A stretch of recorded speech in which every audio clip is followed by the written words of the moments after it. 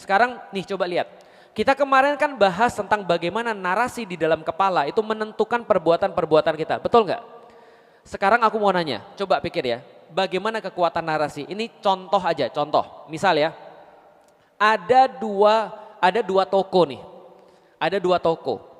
Yang satu toko, ketika kita masuk tokonya ini, lantas ada, nggak usah toko deh, politisi. Politisi ini di Instagramnya ada tulisan misalnya Yohanes 1:7 misalnya ya, yaitu adalah ayat Alkitab. Lalu kemudian satu lagi misalnya, ada seorang politisi lagi di Instagramnya ada tulisan misalnya Al-Baqarah 2 ayat misalnya 10 misalnya, taruhlah begitu. Menurut pandangan orang yang mana yang lebih profesional? Yang pertama atau yang kedua? Yang mana yang lebih profesional? Yang pertama. Kenapa? Kalau ada orang Kristen berpolitik di Indonesia, bawa ayat-ayat suci mereka, itu akan dianggap religius banget dia, keren banget dia.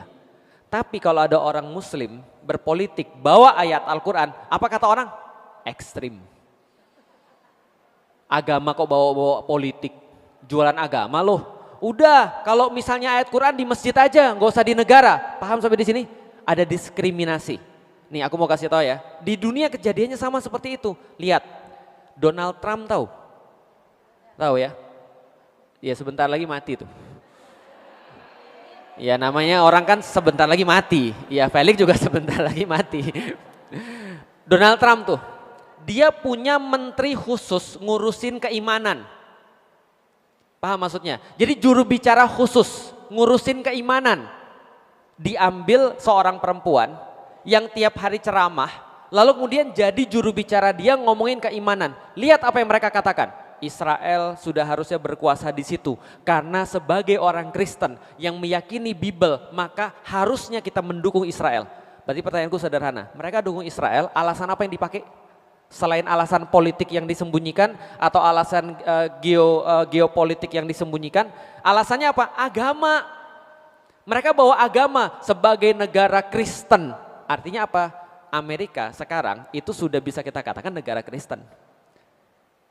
Negara Kristen ada.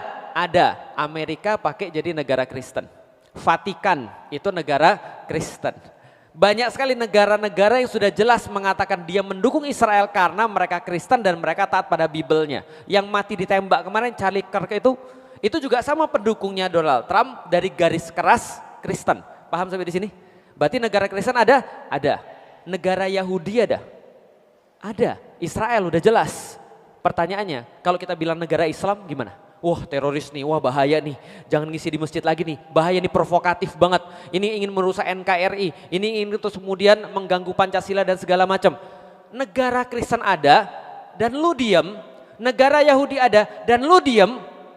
Tapi begitu Islam mau masuk terus kemudian politik, mau ngatur terus kemudian negara, mau ngasih tahu tentang halal dan haramnya dan bagaimana halal dan haram di dalam Islam itu bisa menyelesaikan permasalahan negara, orang bilang pasti ini adalah orang teroris. Paham sampai di sini? Ini nih, gimana narasi orang-orang barat itu sudah masuk di kepala kita. Bahkan kita sendiri merasa kalau andai kan ada orang Kristen mendirikan negara Kristen, it's okay. Kalau ada orang Yahudi punya negara Yahudi, itu okay. Tapi begitu orang Muslim pengen menerapkan syariat, jangan.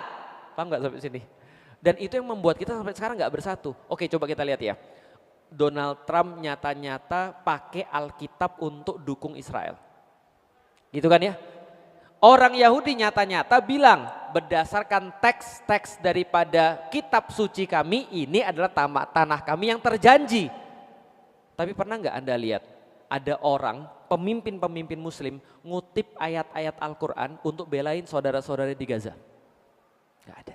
Sampai sekarang nggak ada. Yang mereka bilang apa? Ini cuma masalah kemanusiaan, gitu kan ya? Iya nggak ada masalah, memang betul ini masalah kemanusiaan.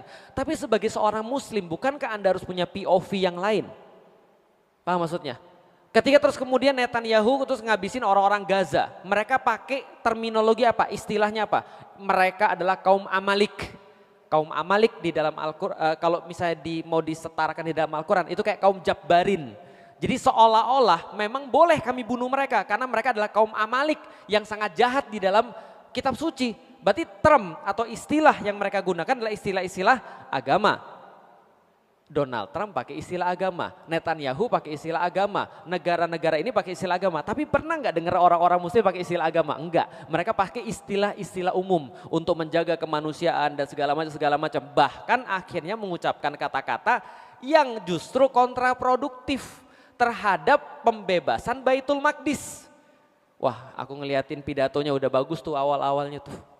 Genosida ini harus dihentikan, ini kejahatan kemanusiaan, pokoknya kita harus bisa, kami siap mengirimkan 60.000 tentara untuk bisa menjamin kedamaian di Palestina. Walaupun aku nunggu ya, POV Islamnya mana gitu maksudnya, belum ada, oke lah. Cuma terakhir-terakhirnya ilfil juga jadinya. Kenapa ilfil? Kita harus menjaga keamanan dan keselamatan Israel. Come on, lu lihat ada orang lagi bunuhin orang nih, nyembelih orang. Lalu kemudian kita bilang, kita harus belain orang-orang yang disembelih ini sambil menjaga kepentingannya dia. Paham gak sih maksudnya? Ini orang ngerti gak sih apa yang diomongin? Ngerti gak sih apa yang terjadi di situ sebenarnya? Faham gak sih bahwa selama ini yang senantiasa bikin pengkhianatan terhadap perjanjian-perjanjian itu ya Israel. Paham gak sih mereka ketika kemarin lagi mau rapat gencatan senjata di Qatar, Qatarnya dibom. Lucu ya? Lucu ya? Nih coba nih. Gak usah Qatar deh, Indonesia tiba-tiba Indonesia kapal perangnya mendarat ke Malaysia, kira-kira gimana tuh? Kira-kira gimana tuh? Udah jadi berita dunia kan? Tapi ini ada orang Israel nyerang Qatar, bahkan dari sudut pandang hukum mereka sendiri tentang hukum internasional, bahwasanya Qatar adalah negara yang berdaulat, itu aja diserang, gak ada yang berani macam-macam, gak ada yang berani untuk melakukan sesuatu. Paham maksudnya?